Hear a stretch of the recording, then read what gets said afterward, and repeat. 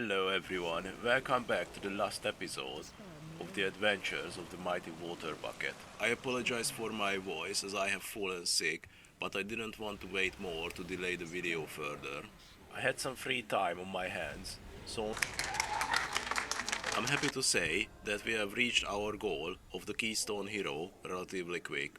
I was planning to give the challenge another 2 or 3 more weekly resets, but the continuous failures of certain runs just kept bugging me. And as that being said, that's the end of the series. Thank you very much for watching and see you in the next one. Okay, instead of that, let's just go back in time now. It's Tuesday evening. After putting together and uploading the previous episodes, there was still some time left to do a few runs before the reset. So jumping into an Arakara +9 in hope for some free score and the best in slot trinket. This time no falling through the floor, low death count and an easy clear overall.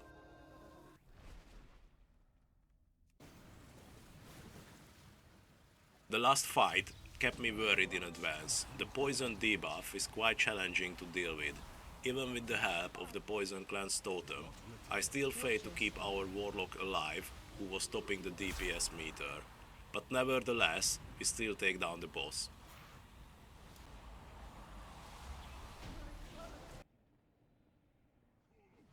We are back to siege and we are off to a good start. This place has now officially dethroned Mists of Tirna, being the most hated dungeon for me. This place is just the same old all over and over again. You group up with people who has the item level, they have the rating, however the whole run just never seem to work. This seems to happen every single time in every single round. When the tank rushes ahead, the DPS dies, and after there is an immediate crazy pull. And now it's time to throw out any progress we made so far.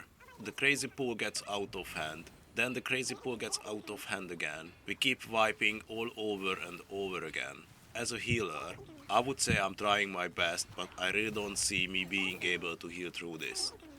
And the usual occurrence of trash talking has already reached a critical level. The group keeps blaming the tank, however what I see the only flaw was that the tank was playing on a much higher level than we were and we just simply couldn't keep up. But the blame game takes its toll and our tank makes a pretty big mistake on the last boss. By leaving the melee tentacle a bit too early, resulting one of the DPS immediately dying, and the 2 debuff also hitting the group in the same time. We managed to recover and finish the fight, but we are well out of time anyways. Dawnbreaker 9. I was really afraid of this one, however I have absolutely nothing to complain about. A very nice group, just smashing through the whole dungeon. There is really not much to say about this one. Nice and quick, +2, and a free rating of 25. Now the backlog is clear, and it's time for the Great Vault. Our weakest points are the neck and the cloak piece, so I'm hoping for an upgrade on any of those. But the RNG gods say no to our prayers, so I end up leaving with a mythic leg piece.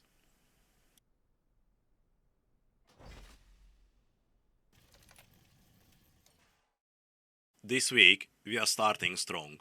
We are starting with an item level of 613, a mythic plus rating of 2306. I feel like we are in a good position to time the +10s and reach the Keystone Hero. So let's start the week with a slap to the face of the ambition. We are in a necrotic week +10, and I'm just unable to keep the tank and the group alive despite burning all my mana, which obviously can never end well. We are in the stage where we can't just mess around anymore, and everyone has to be on board. Mechanics and cooldowns, they need to be spot on to succeed from here. Let me take this moment to reflect on how I feel about healing the different tank classes. My personal favorite is the Blood Death Knight. Not a single second to worry about them. Basically, a one-man army, allowing me to keep the rest of the four alive at all times. Paladins and warriors, they have great mitigation and self-heal. Brewmaster monks, they are pretty much almost all above, with an added extra insane mobility. But there are two that I just can't get along with. Guardian druids seem to be obliterated upon facing any kind of magic damage, but not too bad overall. But the worst and the most shocking for me is the Vengeance Demon Hunter so far. This tank is the highest on any list that you can possibly find on the internet. However, without exception, I'm never able to keep any of them alive. It feels like when they have their own defensive cooldowns, they are pretty much indestructible, but when they don't have their full arsenal of defensive cooldowns, as a healer it feels like there is nothing you can do to save them. Maybe it's just me being bad at healing, or not knowing how to heal a demon hunter. But keep in mind, during this challenge, I'm not spending hours of reading any sorts of guides from external sources, as I imagine you should be able to understand and play the game within its own boundaries. Okay, so after ranting a little and failing 2 necrotic wake 10s, we are now back to Mist of Tirna. Another superb group with the Brewmaster tank who is just carrying through the whole dungeon. With a very few exceptions, everything is spot on. Stay away from lines. And all the mythic plus pain goes away when I see this godforsaken thing biting the dust. A rather risky pull, but I felt like this might be the end of the run. But we end up powering through, taking the boss down, finishing the dungeon for a +2 and gaining a juicy 44 mythic plus rating. The next one is an Arakara +10, where we have a bumpy start by unintentionally pulling an additional trash, which was left uncontrolled, so you can guess what happens next.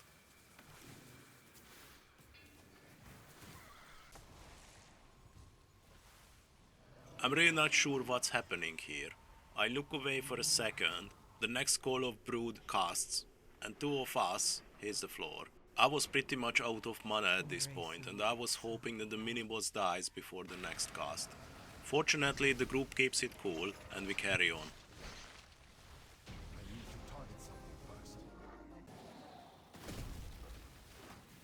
The rest of the dungeon goes quite uneventful. The last boss feels easier than on the previous attempts.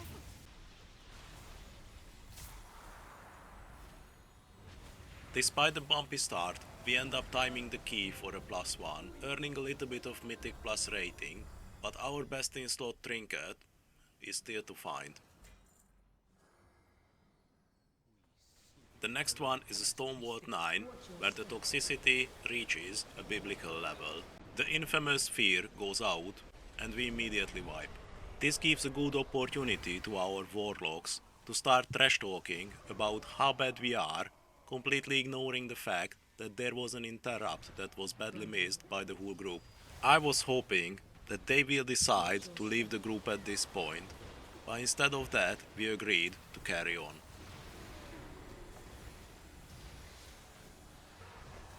But after a short moment of clarity, the trash talking must go on. Short after, on one of the pools, the Retribution Paladin pulls aggro and immediately dies. And in the next moment, you would be wondering why the tank is running away to the dungeon entrance. In this moment, the tank decided it had enough of the relentless trash talking.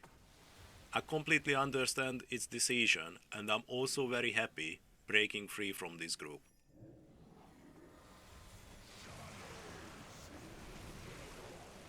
Just like before, I decided to come back on a lower difficulty with a different group.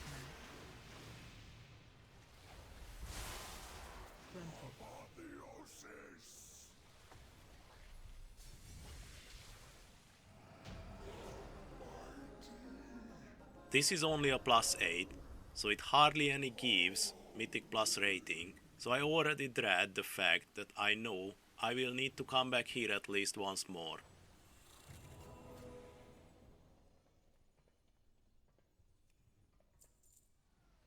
I decided to change my transmog to increase the success rate, so we are back in siege again, but the deja vu immediately hits. Despite the awful looking start, the rest of the dungeon goes quite smooth. The warlock also offers to help me with the dispels. During the run, I didn't know how the hunter died here. Now as I'm watching the recording back, it's quite obvious I killed him. After the best dispel EU moment, we finally timed a siege key. Unbelievable.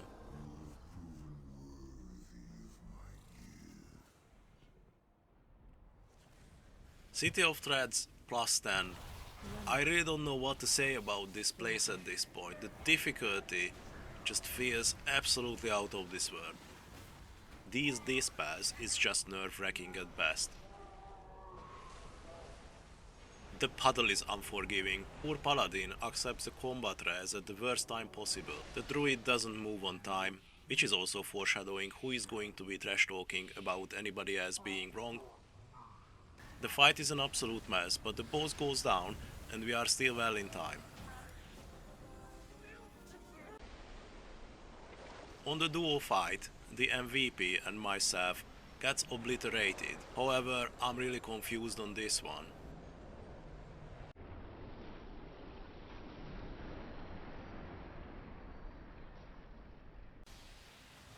On the third boss, I really can't keep up with the healing. We take down the boss, but we also add a few deaths to the counter. On the next pull, the group goes out of sync with the tank, nobody expecting that many odds to be pulled, and as expected, they are not being controlled properly, and we end up wiping and losing a lot more precious time. Obviously at this point, instead of focusing, someone thinks that starting the blame game on a new level is exactly what the group needs. The group is really annoyed. We end up pulling the two mini-boss before the last boss. These two are even more brutal than anything else before in the dungeon. Starting this fight with low mana is never a good idea. Inevitably, we add more deaths to the counter, which also gives a good opportunity to someone to take the blame game to a nuclear level. I wish these kind of players would invest more in their 1, 2, 3 rather than talking nonsense on the chat.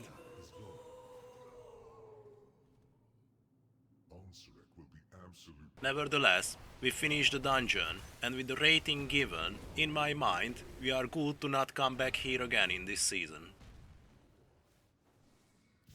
So the next one, it's a Grim Battle plus 10. We agree with the group that the second one is the big pull, but in the heat of the moment, I obviously forgot to pop the Bloodlust.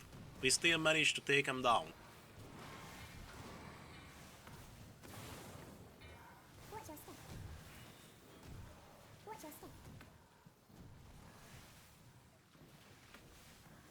It's not a bad group by any means, but sometimes it feels like that somebody is not on the same page.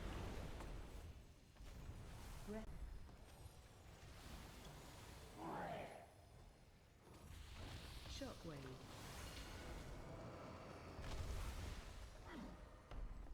It's not the fastest group, but we are making steady progress. Despite a few bumps, I'm positive that we are going to make it. Embrace who you truly are.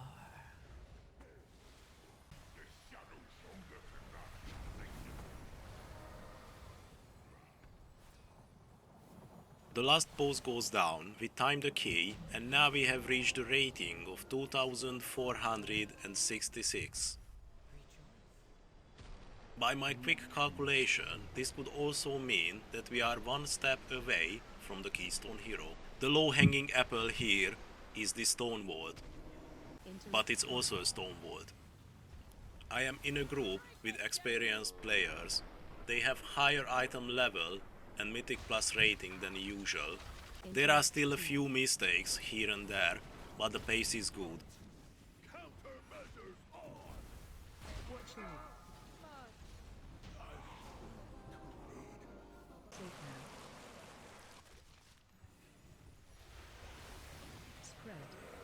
It's not too surprising at this point, but as the last boss goes down, we reach Keystone Hero. The journey is now over. We finished the adventure with an item level of 617, a Mythic Plus rating with 2509, making the total run count 37. I had to do a few rounds of recording to farm a few crests because at some point I wasn't really getting invites to the 10 groups. So, how do we measure success here? We can say we reached the goal of the challenge, the Keystone Hero, so we are good. But for me, there is something more important here to consider, because at the end of the day, what matters is if you had fun. So did I have fun? Sometimes yes, but mostly not. And let's see why is that so. So in a few bullet points, why I didn't enjoy doing this challenge. The first one is the dungeon rotation. It's my personal preference, but I can't stand the dungeons of this season. It's more like a list of which one I hate more. Upon seeing the roster for season 2, I might need to reconsider that sentence. The second one is the difficulty. The difficulty between the 10s and anything below that feels too much. Responsibility split amongst the roles doesn't feel equal, making tanking and healing nerve-wracking as default. And the third one is the pack community. People make mistakes, there is nothing wrong with that. There is nothing wrong with not timing a key. But the attitude and the behavior that certain members of the community allows themselves because of that is unacceptable and disgraceful. Despite the slightly negative outcome, the next series is already in production, so thank you very much for watching and see you in the next one.